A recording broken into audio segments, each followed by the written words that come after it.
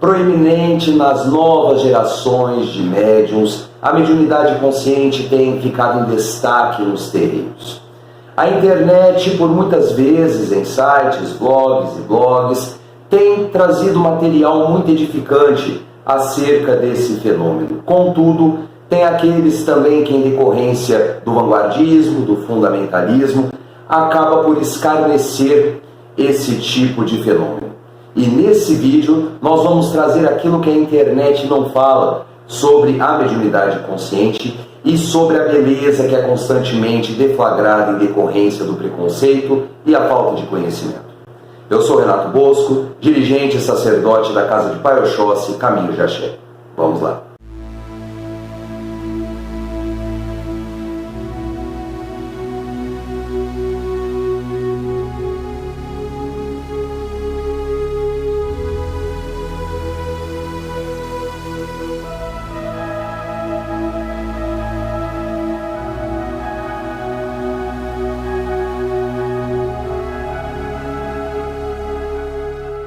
Olá meu irmão, olá minha irmã, sejam todos muito bem-vindos e que a luz de Oxalá abençoe a todos vocês. Antes de começarmos, já deixem o like no início do vídeo, inscrevam-se no canal e ativem o sininho de notificação para serem sempre atualizados quando houver um vídeo novo. Os nossos vídeos saem sempre às terças e às quintas-feiras, entre 8 e 10 horas da noite. Para podermos iniciar o conteúdo desse vídeo, vamos explicar de forma sumária o que seria a mediunidade consciente. É importante que nós falemos um pouco desse fenômeno para os apontamentos deste vídeo. Dá-se o nome de mediunidade consciente, o fenômeno de canalização de energias espirituais, aonde o médium está ativo nos trabalhos. Ou seja, nos aconselhamentos ele consegue ter a percepção, nos trabalhos em si ele está ciente de tudo o que está acontecendo. Não somente na parte dos apontamentos feitos pelos guias, dos apontamentos feitos para os consulentes, dos trabalhos realizados, mas até mesmo percepções sensoriais da sua matéria. Em maior ou menor grau, na grande maioria das vezes, sempre em menor grau. Vamos dar um exemplo. O guia incorporado está segurando uma vela, por exemplo, e a vela acesa ela vai gerar o calor. Digamos que o médium, a condição espiritual do médium, quando por influência da incorporação consciente do espírito, ele consegue sentir o calor da vela quando a cera cai nos pés. Eu acho que isso é muito comum entre os médiums e os guias. Se sente o calor, mas não sente o queimar. Ou seja, nós temos aquela disponibilidade sensorial, tanto da vela como de outros exemplos que nós vamos citar aqui, mas sobretudo também que é tudo em menor grau, tudo que é perceptivo, mas não fere, não é intenso. Um exemplo mais fácil para podermos ilustrar: o Exu, por exemplo, quando ele toma um gole de uísque. O uísque é uma bebida forte na grande maioria das vezes, sobretudo se o médium não tem o hábito de consumir esse tipo de bebida. Então o médium vai sentir sim o sabor do malte, o sabor daquela condimentação do uísque, mas vai sentir em menor ou nenhum grau o teor etílico, que seria aquele teor alcoólico, aquele queimor. Se sentir, vai ser em menor quantidade. Nesse processo de desenvolvimento mediúnico, quando se é médium consciente, a participação do médium constitui em aproximadamente 50% e 50% do guia espiritual. Muitos têm receio desse tipo de fenômeno mediúnico em decorrência do fundamentalismo. Fundamentalismo é quando nós pegamos a nossa crença e a colocamos como uma verdade absoluta, principalmente daqueles médiuns mais velhos, aqueles médiuns que tomaram por verdade absoluta os ensinamentos que tiveram com seus pais de santo, com seus dirigentes e correlatos. E é nesse fundamentalismo que os adeptos, os iniciantes, aliás, que acabam se desenvolvendo através da mediunidade consciente, tem grandes problemas no seu desenvolvimento mediúnico. Em decorrência desse fundamentalismo, dessa contextualização de tradição muito enraizada, muito sem critério, vista como algo certo, algo verdadeiro, colocando a mediunidade consciente como uma forma de animismo, uma forma de mistificação, é onde médiuns novos acabam se sentindo acuados por aquelas pessoas que têm uma mediunidade inconsciente até os dias atuais. Vamos dar um exemplo. Num terreiro mais antigo, terreiro mais clássico, digamos assim, que a maioria dos médiuns são médiuns inconscientes. O médium, consciente no caso, acaba querendo se equiparar aos seus irmãos mais velhos, querendo ter essa inconsciência.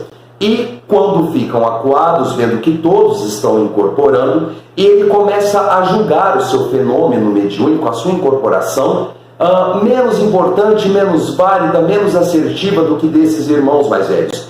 É onde acaba ocorrendo o animismo, ou seja, aquela manifestação inconsciente e sem a má intenção de estar incorporado quando na verdade não está. E lembrando, meus irmãos e minhas irmãs, que a mediunidade consciente ela não está somente na mediunidade de incorporação. Na psicofonia, na psicografia, são exemplos claros de mediunidade consciente aonde se tem o transe. Um transe influenciador é quando a matéria do médium, junto com o espírito do médium, são influenciados pela manifestação espiritual em si. Por isso mesmo que é nosso dever, como umbandistas, como irmãos no Cristo, desmistificarmos tudo o que se arrasta, que acaba sendo insistente, cansativo, enfadonho acerca da mediunidade consciente. Nós temos que entender o seguinte, meus irmãos, a mediunidade ela não é um dom para poucos. Sim, isso mesmo que vocês estão ouvindo, a mediunidade é um dom de todos os encarnados, de todos os espíritos que estão vivendo uma experiência humana. Isso está na nossa condição mitocondrial. Mitocôndria, uma palavra estranha, meio feia, mas é o que nós precisamos entender para podermos contextualizar acima de tudo de que a mediunidade ela não é um dom seleto, um dom que escolhe uma pequena quantidade de pessoas. Nós temos que entender primeiro, bem rasamente, o que seria a mitocôndria. A mitocôndria é uma organela que está presente em nossas células, que é responsável no transporte de energia para o nosso código genético, ou seja, para o nosso DNA. Portanto, tendo a mediunidade como o fenômeno de canalização de energias, logo nós temos essa condição mediúnica em nosso DNA. E não é eu que estou falando, meus irmãos e minhas irmãs. Eu trouxe para vocês aqui a pergunta de número 159 do Livro dos Médiuns, de Allan Kardec, que todo umbandista tem por norte, ou pelo menos deveria ter, para poder entender o fenômeno mediúnico que eu vou estar lendo para vocês neste exato momento. Apontamento 159. Todo aquele que sente, num grau qualquer, a influência dos espíritos é, por esse fato, médium. Essa faculdade é inerente ao homem, não constitui, portanto, um privilégio exclusivo. Por isso mesmo, raras são as pessoas que dela não possuam alguns rudimentos. Pode, pois, dizer-se que todos são mais ou menos médiuns. Todavia, usualmente, assim só se qualificam aqueles em quem a faculdade mediúnica se mostra bem caracterizada e se traduz por efeitos patentes, de certa intensidade, o que então depende de uma organização mais ou menos sensitiva.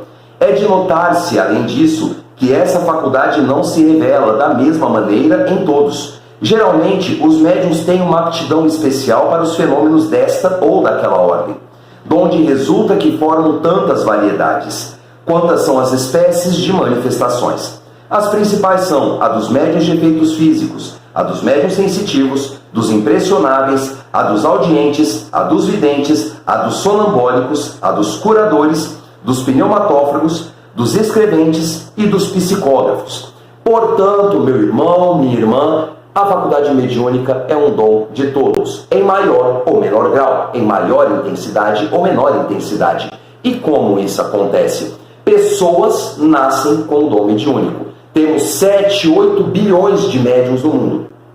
Uns acabam nascendo naquela quantidade mais tênue, naquela quantidade mais tranquila. Já outros nascem com uma mediunidade mais aflorada, mais proeminente, mais preponderante, estando mais perceptíveis aos rudimentos apontados no questionamento 159 do livro dos médiuns. Aqueles que têm como que eu posso dizer, uma mediunidade menos incidente, uma mediunidade que menos se prepondera, tem o livre-arbítrio de poder desenvolvê-la da melhor forma. E assim se tornando um médium tão bom, ou até mesmo igual ao médium que tem faculdades mediúnicas preponderantes. Porque é um dom divino e todos nós somos filhos de Deus.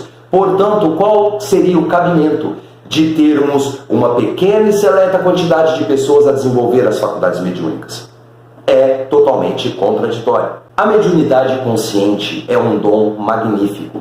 É um dom tão magnífico quanto uma oportunidade que os médiuns desta geração têm de adquirir uma série de benefícios espirituais através deste fenômeno. Essa mediunidade permite que o médium aprenda valores com guia.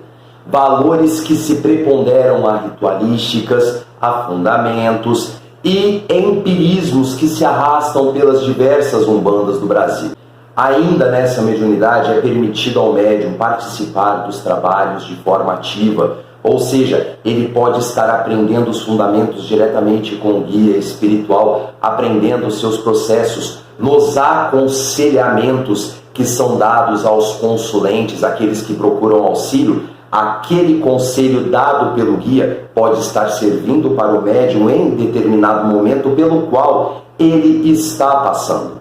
Portanto, a mediunidade consciente, meus irmãos e minhas irmãs, é uma oportunidade de evolução, uma oportunidade de crescimento que, infelizmente, os irmãos mais velhos, os irmãos que detêm esse fundamentalismo, esse vanguardismo, lembrando que não são todos, por óbvio, mas tem sim aquela minoria persistente, infelizmente não tiveram a mesma oportunidade que os médiuns de hoje estão tendo. Porque o que acontece, meus irmãos e minhas irmãs? Acontece que a mediunidade inconsciente no passado, ela era necessária. Afinal, estamos falando de primórdios da Umbanda aqui no Brasil, estamos falando de 1908, onde o conhecimento era praticamente nulo.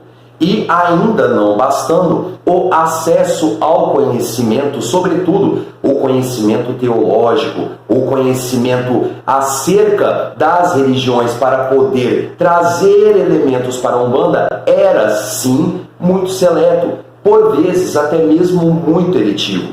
Portanto, os guias espirituais tinham que se manifestar de forma inconsciente para que dessa forma pudessem trazer os fundamentos de base e os ensinamentos aos primeiros dirigentes, aos primeiros pais de santo, aqueles primeiros zeladores de terreiro que viriam ser os responsáveis por trazer a Umbanda, alastrar a Umbanda para o resto do nosso país. Hoje nós já temos uma facilidade no acesso à informação, temos facilidade no acesso à educação religiosa na Umbanda. Isso porque nós temos diversos livros, diversos autores, nós temos diversas blogs, diversas redes sociais, diversas plataformas em que pode-se estar aprendendo.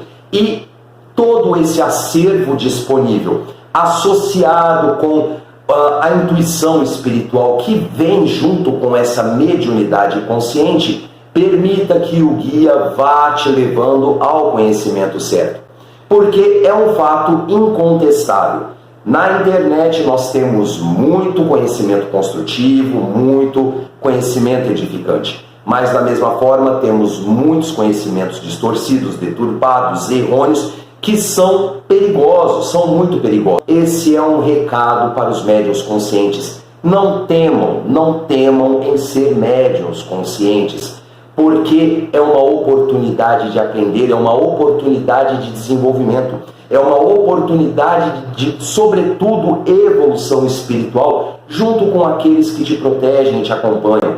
É ter a evolução consciente, é ter a evolução de onde se sabe aonde vai caminhar. Não há nada de errado com a mediunidade inconsciente, assim como não há nada de errado com a mediunidade inconsciente há pouco falada. Existem problemas na falta do buscar o conhecimento, na falta de buscar o saber e agir com etnocentrismos, agir com fundamentalismos e se basear em condutas vanguardistas para querer diminuir os novos médiuns que estão surgindo.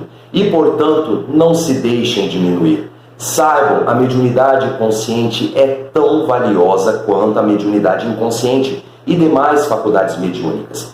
Cada qual tem o seu propósito em Deus, e Deus é que designa da melhor forma os seus filhos, para que dessa forma possam cada um servir a espiritualidade superior de alguma forma, cumprindo com o seu propósito e sempre visando a extração da melhor versão, através da prática da amorosidade, da caridade, da empatia e toda essa contextualização edificante que nos fazem aptos e dignos a levantar a bandeira de Pai Oxalá ao mundo e para aqueles que precisam. Eu vou ficando por aqui, muito obrigado por sua audiência. Se gostou do vídeo, por favor, deixe seu like. É importante para que o YouTube entenda que estamos produzindo um bom conteúdo. Não se esqueça, claro, de se inscrever. Ficou alguma dúvida, quer deixar alguma sugestão? Fique à vontade nos comentários que, quando possível for, iremos trazer o conteúdo pedido, sugerido. Axé para quem é de axé, amém para quem é de amém. Fiquem todos com Deus e até o próximo vídeo. Tchau!